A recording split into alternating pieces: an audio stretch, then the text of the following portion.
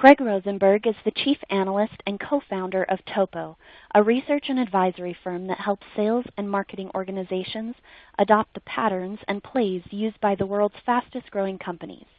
Craig is also well known for his work as the editor of the very popular sales and marketing blog, The Funnelholic. Matt Ashler is the CEO of SalesHacker.com, a media company that helps salespeople embrace and leverage new technologies in their sales processes.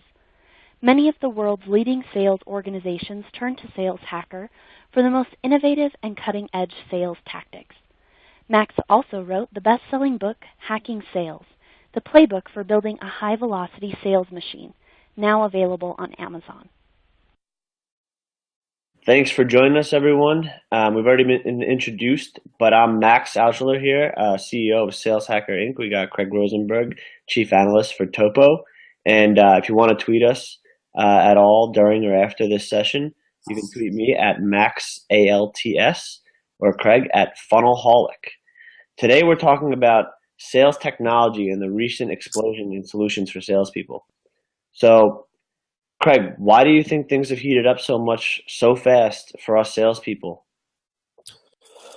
Well, thanks, Max. I think, I could probably go down a list of like 100 things, but I think if I had to talk about some of the big movements that have happened that have, created this gold rush here in sales technology, one I think is one that is obvious to everyone, but is really the most important, which is the cloud, right? So all these young folks like may not have experience with the old client server, everything was an application. It was just, really hard to have a tool, especially one that worked. And so the cloud has, created this opportunity to create, sort of easy to consume, tools and applications that can be used by sales. So I think that's one. But the big one, I think, has been, the ability for a lot of these sales technologies to actually solve really specific problems, right? And that's been really fun for me. You've just seen these technology providers come in and they attack a very specific area. It's like InsideSales.com is the phone, right? Sales email. Right, whatever that is, all these very specific functions, these technologies are coming to market and solving really specific things. And then the last thing is like another one that will make me not sound as smart as I really am, which is a lot of them work. They actually work, right? So because they're focused on singular problems, I mean, many of them focus on lots of problems, but specific areas in the sales process. And they're in the cloud, so they're lightweight. They insert themselves into the salesperson's process, and they work. I think that's really sort of the key factors on why it's working today. Yeah. And then the last thing I'll just say, I'm not going to talk too much, I promise, but I've been thinking about it, is sales is so inefficient, it's extraordinary. It's the last part of the organization that has not been optimized. I mean, everyone's making this big deal about all these predictions for marketing marketing is essentially an IT organization now. And the supply chain and manufacturing, they've been an IT organization for years. There's been ERP for years, right, for the finance organization. I mean, HR of all people, PeopleSoft is older than you, right? And it's like, the last area of optimization is sales, and boy, do they need it, right? Because it is if you went to a manufacturing professor and said, hey man, we're doing really well, out of 10 leads we get, 9 don't work. He'd say there's 90% waste. And we'd be like, yeah, it's great. They'd be like, dude, right? Like, are you serious? And so it's an area where we just need efficiency. Yeah, and do you think most of them are building for existing processes to make them better, or they're building to completely scrap the fact that you have to do that process in the first place? Well, I don't know. I mean, I see a little bit of both. I would just say the ones that I've really seen, the ones who I've really seen work are the ones that don't completely change sales rep behavior. Mm-hmm.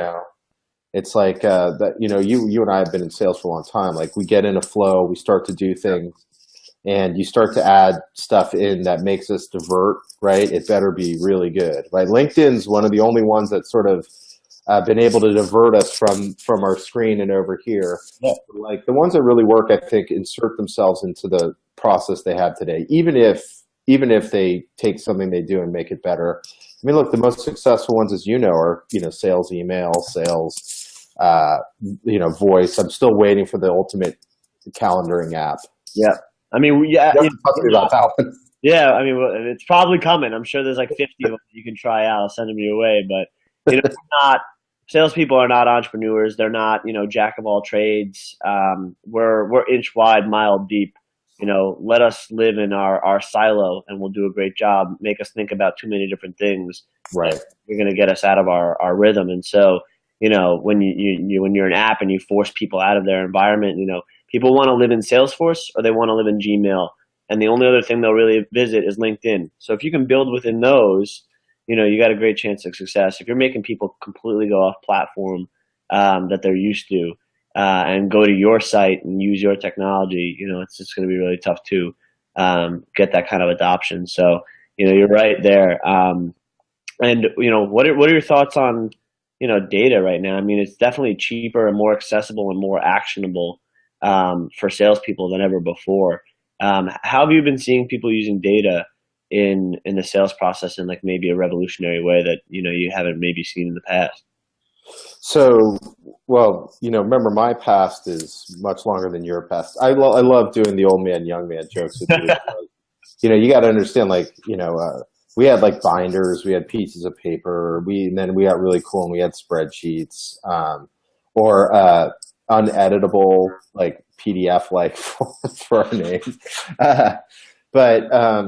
So I'm getting pretty excited about what you described as sort of actionable data. I think I'm liking this idea of data providers providing insights along with the data, right? That allows you to move away from sort of title focused data and more of ICP focused, ideal customer profile focused data, where you'll be able to, it depends, like there's many providers as but I'm getting pretty excited about, instead of saying, well, I want everyone who's an IT manager at companies 500 plus, that's fine. Yeah. But if I could say, I want everyone who's an IT manager with 500 plus who has this application installed, right, or has recently, grown by 20% in, whatever it is, the, revenue growth or whatever, or some other sort of factor, those things really excite me. If we can get people smarter with the data and beyond sort of title prospecting, title selling, I'm really excited about. I'm also, as really excited about predictive analytics. I think it's getting there, and I think that too will move us off the straight sort of title SIC code, type of view of data and get us into, people that are closer to our ideal customer profile, who potentially have done some type of behavioral on the greater internet cues or indicators that will allow us to know it's the right time to talk to them. Those things all excite me in a big way. Yeah. And I think the fact that like we could even screen scrape or go out and find, VP of sales at companies at over 5,000 employees, like, that's a great first step. That wasn't something that was possible or, as cheap as it is right now. Self-serve tools are amazing as well. Yeah, and now to add the next layer to it of building algorithms and growth scores and all the predictive analytics that comes along with that, or going deeper into the internet and figuring out who's using what technology, it just gives you such an unfair advantage as a sales team to be able to understand that, and even understanding that as a VP of sales these days, and knowing about this new technology that you can leverage. I mean, it's the ones who take advantage of this will obviously be the ones who build the most efficient and successful sales orgs. And so I think you see a lot more startups taking advantage of it, and it's definitely sneaking up upstream to the enterprise Fortune 500 type customers. But it's really interesting. So I'm sure you speak to a ton of sales and marketing execs. I mean, what do you see people most excited about right now? Yeah, so you have a range, you have sort of groups of people, like the guys that you hang with. Like when I go to your conferences, it's like all these guys who have a real good foundation of apps. They're looking for that next edge, right? You just have these really forward-thinking, typically sales operation, either title or bent, right? Even if they're a sales leader, they think in an operational mode, right? Those guys have, typically, 5 to 10 apps already in play, and they're just looking for that next edge. So that's one group. The other one is the people that are just sort of catching on to this revolution. They go to your conference too, but like when I was just, I was giving that example because when I go in there, it's like the chatter is just all cool stuff. Yeah. And so like you have the cool kids, let's call it, and then the people that, I'm not saying they're laggards, they're not. They're typically guys who have been really focused on closing business, right? And as you know, in selling to sales, one of the problems is priority number one is nailing the month or the quarter. And now they're sort of getting on board. And so I would say with what we've seen is two things. One is, I mentioned predictive. We just did a survey and, 36% said they were going to be buying some type of predictive software in the coming year. Also, really interesting was a resurgence in dialing technology or dialing automation, right? The phone was dead. All the articles were dead. And I saw it with a lot of your cool kids, right? The cool kids did all this cool stuff around digital. And now everyone's like, well, you got to still call them. And the fundamental problem, as you know, with calling is that's the most inefficient thing that we do in sales. And so, we saw, another sort of 35% plus 40%, I believe, of people were saying that they were going to invest in dialing technology. That's pretty cool, right? You got one is sort of a back to the future thing with the dialing. Yeah. Making that efficient, and then predictive is like now and the future as we kind of work with that. So anyway, I think the cool kids are all. I think they would say those are the two things that they're going to do, and then the people that are just kind of getting in the game are just so excited about sales email. I mean, there's I know they're late. There's almost everyone's got it, but it's just that thing is a kind of that market is a game changer for a lot of companies, right? Yeah. I mean, I think the younger generations that are kind of coming into the workforce now, they just don't want to be on the phone at all. I mean, most conversations that I have could probably happen over email, are my thoughts. And, I probably am not a typical salesperson that's selling or that's buying right now because I'm running, my own company and, my time is extremely valuable. I'm already working crazy hours and stuff, but I'd rather do everything over Slack or email and almost have zero phone calls. Yeah. They're a time suck. You get the first couple minutes of the small talk that could be completely canceled out, and then you get the banter back and forth. Salespeople tend to ramble. Few that I meet are ever super clear and concise, which, they should develop some technology for that kind of stuff, which I think they are. I think, there's a couple companies that are working on natural language processing, which is pretty interesting. It's something really cool that when you see, the guys that were coming out of, MIT and all the hot schools for computer science majors and, double majors in some kind of, computer science and programming and stuff that are finally building for salespeople. Yeah. Interesting stuff. And, they're solving, really interesting problems or, bringing, technology from other areas, into sales. And so that's really cool. But, I think that the stat you just gave out on the dialers is pretty interesting. There were a lot of, articles saying, cold calling is dead, blah, blah, blah. And I think that the dialers coupled with the emails, coupled with the data, Right. allows you to build, the right cadence, number one, for contacting and prospecting into accounts. And then also, the cold call is, I'd say the first call or calling a prospect is not dead, but calling them cold out of the blue, out of a phone book, that's definitely dead. And so it's interesting that people are, reinvesting in that and they're probably doing it in a smart way, recognizing that it's still a successful way to get in touch with people. However, what you do and the strategy around it, is completely changed and leveraging technology around it.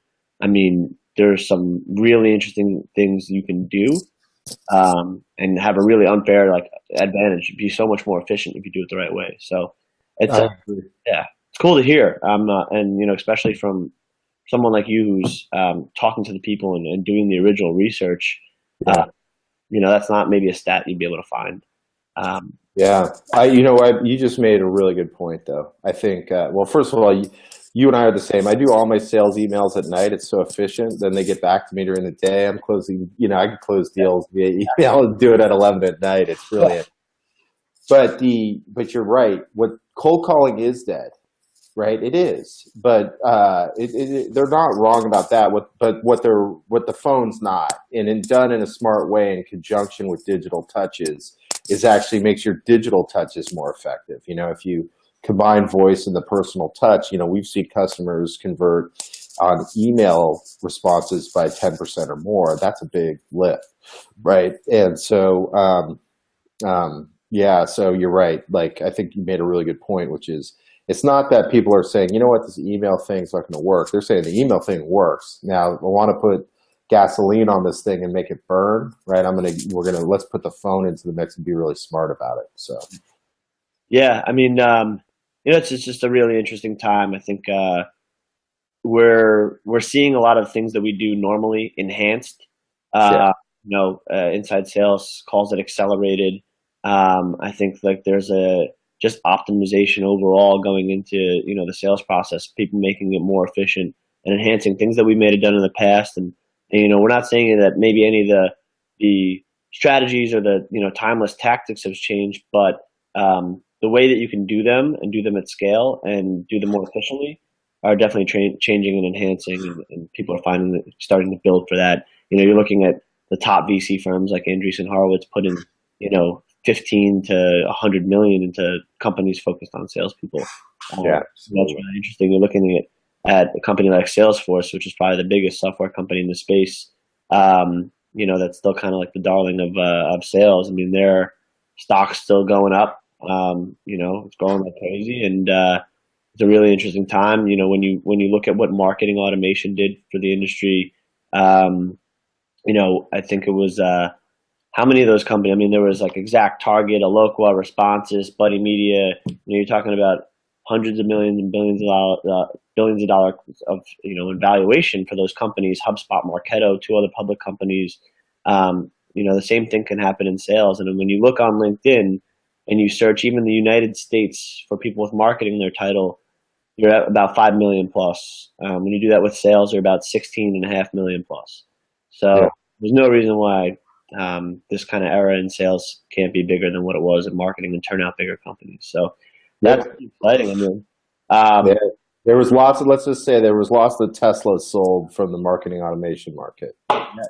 It'll be even A more. lot of guys driving in Teslas, and I think in the sales automation space, we'll see some Teslas driven around in that space too in the next couple of years. I think us salespeople have a little bit of a different taste, though. I think you'll see Porsches and Panarais. Yeah. That's the sales guy over there. Yeah. So I guess where do you think it's going over the next 3 to 5 years? Like anything that you see that maybe hasn't been touched yet, that you see a direction that we're heading in, or any kind of technology that you've seen that's like just starting. I mean, there's account-based selling, account-based marketing, and the clash that's going on with sales and marketing. Anything there? Man, that clash has been going on for years. But yeah, so a couple things I think. So one is I do believe that one of the reasons why the sales automation market or sales technology market is so exciting is, you and I live in a world where there's lots of people that are buying sales technology. The greenfield is extraordinary. There's, over the next 3 or 5 years, we're going to see a lot of the Me Too's and the laggards get on the bus and start to create the platforms you and I are familiar with. So there's still a big greenfield out there of companies that still need to go do some buying. But I think you mentioned something really interesting, which is, I'm big on predictive.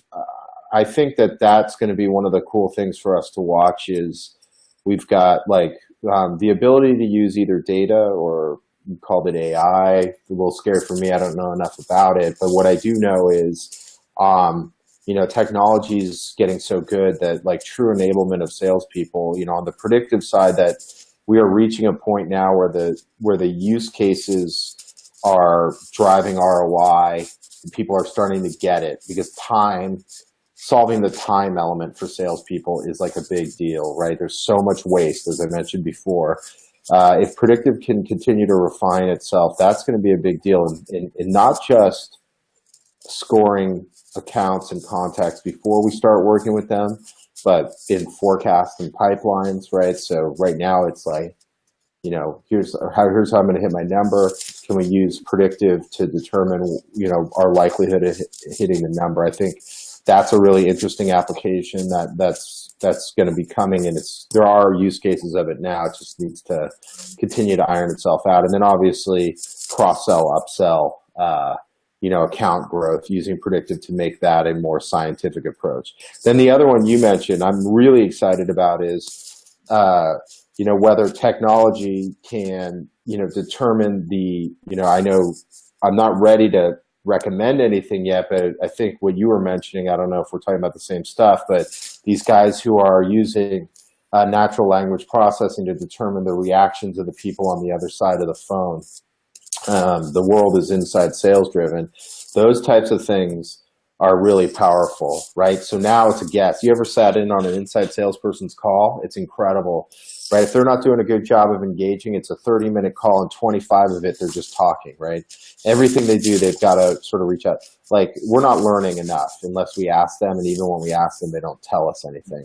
If we can make calls more engaging and find out what the real reaction is from the buyer side, that is some crazy technology I can't wait for.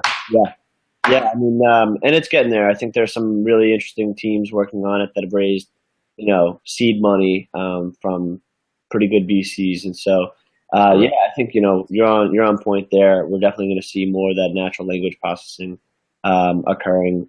Excited to see just how we continue down this path of analyzing this data, what kind of algorithms we can put together, and then what other applications it has. Because right now you're doing this for salespeople that are selling into enterprise, but there might be lots of other applications for even outside of sales, outside of technology, for a lot of this kind of stuff like Mattermark and companies like that are building growth scores and analyzing who's taking investment and just kind of all sorts of data around that. Yeah. It's not really a tool that's built for salespeople. It's built for VCs, but I'm sure salespeople can use it to do all sorts of things. But as more applications and more companies start to really figure that out, really figure out kind of how to analyze that data, we just started digging it up. We just started making it more actionable. It'll be interesting to see where that goes. But exciting.